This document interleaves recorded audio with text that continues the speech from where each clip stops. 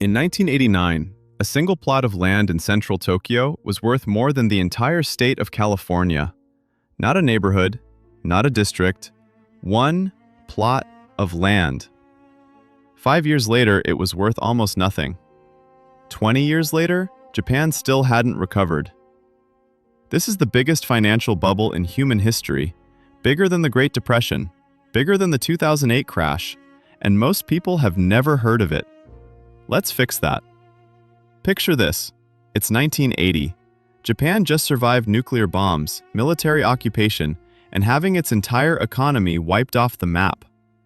30 years later, they're making the best cars on the planet, the best electronics, the best televisions. Sony, Toyota, Honda, Panasonic, these weren't just brand names. They were a message. Japan had won.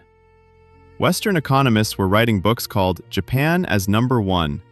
No irony, dead serious. American executives were flying to Tokyo to learn how to run a factory. Think about that. The country that invented mass production was taking notes from the guys they'd bombed 30 years earlier. The Japanese model was simple and it worked. The government, the banks, and the corporations all moved together like one machine. Banks handed out cheap loans. Companies built factories. Workers showed up for life and didn't complain. Exports kept climbing. By the mid-80s, Japan was the second largest economy on Earth. And then things got interesting. In 1985, the world's biggest economies sat down at the Plaza Hotel in New York and signed a deal. The idea was straightforward. The dollar was too strong. Let's weaken it. What did that mean for Japan? The yen doubled in value. Overnight. Suddenly, a Toyota that cost $10,000 in America cost $20,000. Japanese exports were getting crushed. The economy panicked. The Bank of Japan responded immediately. They slashed interest rates almost to zero. The logic made sense on paper. Cheap money means companies borrow, companies build, people get hired, everyone wins. Everyone did win, actually, just not in the way anyone planned. Yes, companies borrowed, but instead of building factories, they bought stocks and land. Because why spend 5 years building a factory when you can buy a piece of Tokyo today and sell it for double next year? Japan had discovered something new, not manufacturing, not exports, speculation. And they went at it the same way they went at everything else, organized, disciplined, all at once. By 1987, land prices in Tokyo were rising 30 to 40% every single year. Construction companies borrowed money, bought land, borrowed more money against that land, bought more land. Banks were thrilled. Land always goes up, right? Solid collateral. What could possibly go wrong? By 1989, Japan's stock market, the Nikkei index, had gone up 5 times in 10 years. 5 times. The Tokyo Stock Exchange became the largest in the world by market value, bigger than New York.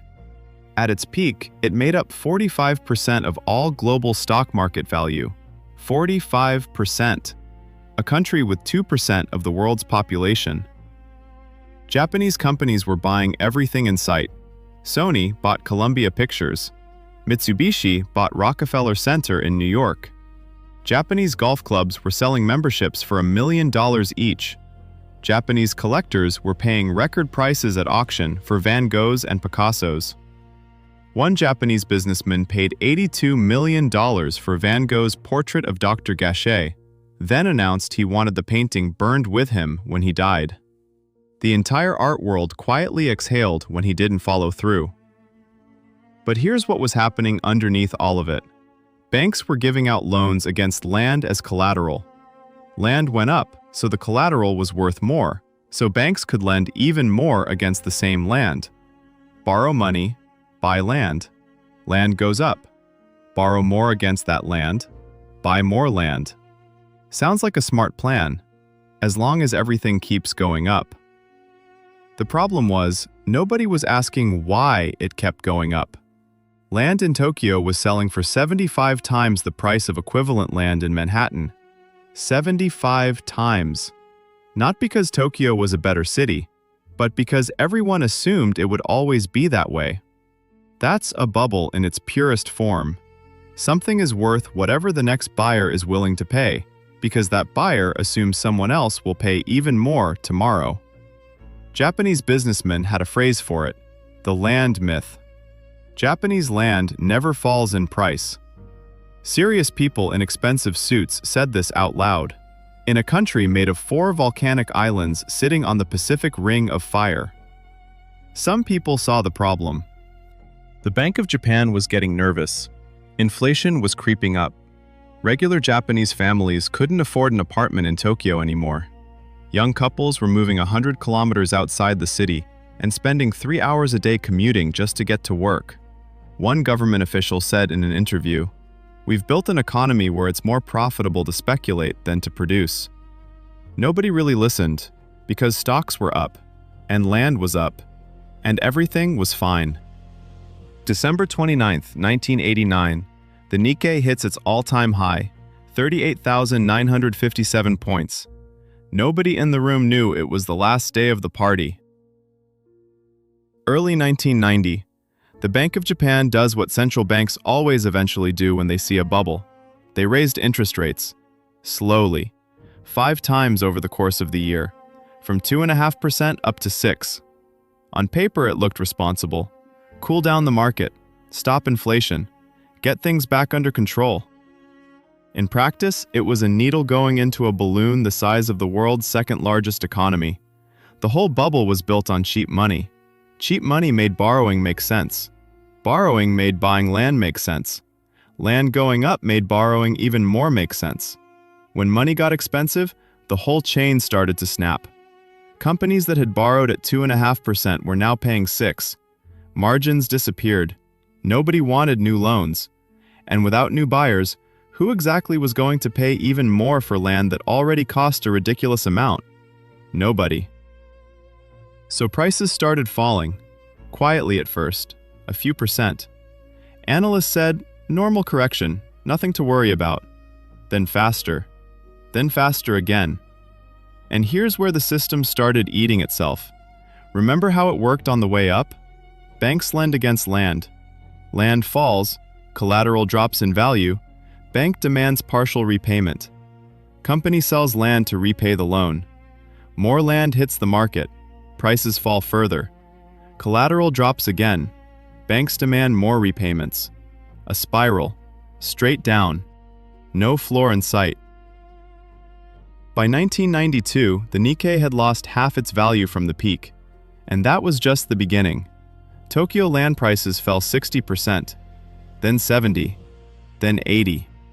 That same land under the Imperial Palace, the land that had been worth more than all of California, was now priced like a suburb outside of Cleveland.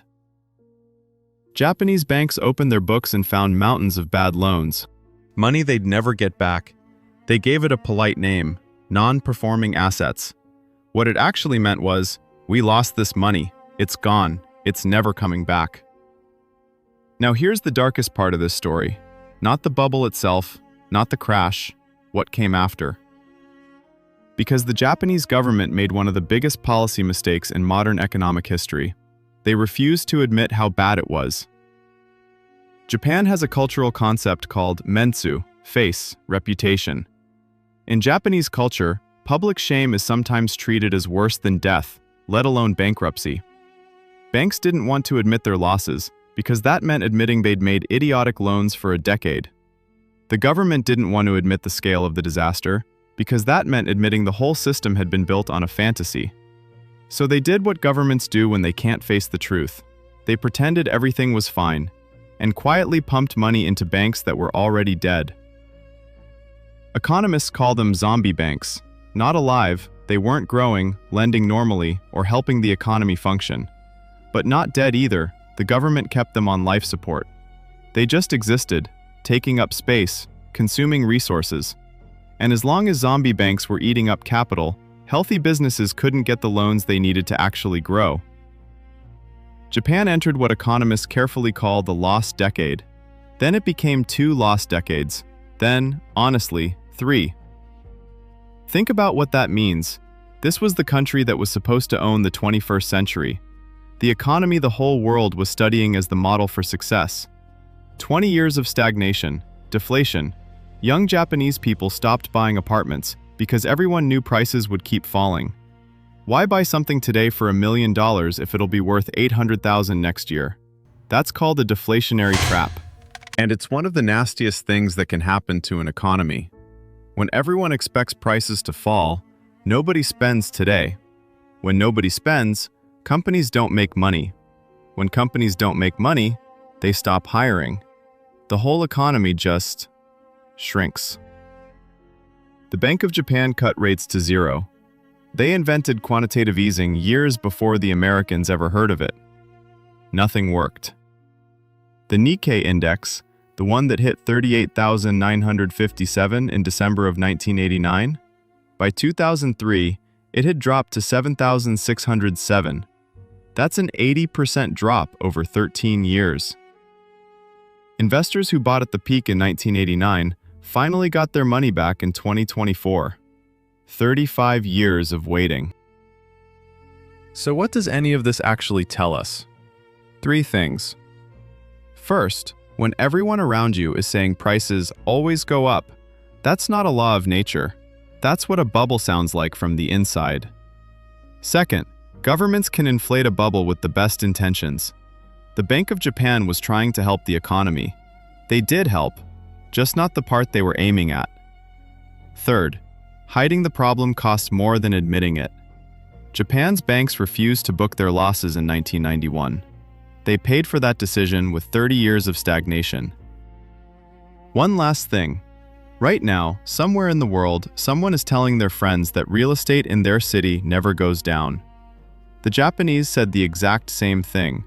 They called it the land myth. Every bubble has a name, a reason to believe, a story that makes the impossible feel inevitable. And every bubble has a day when the story ends.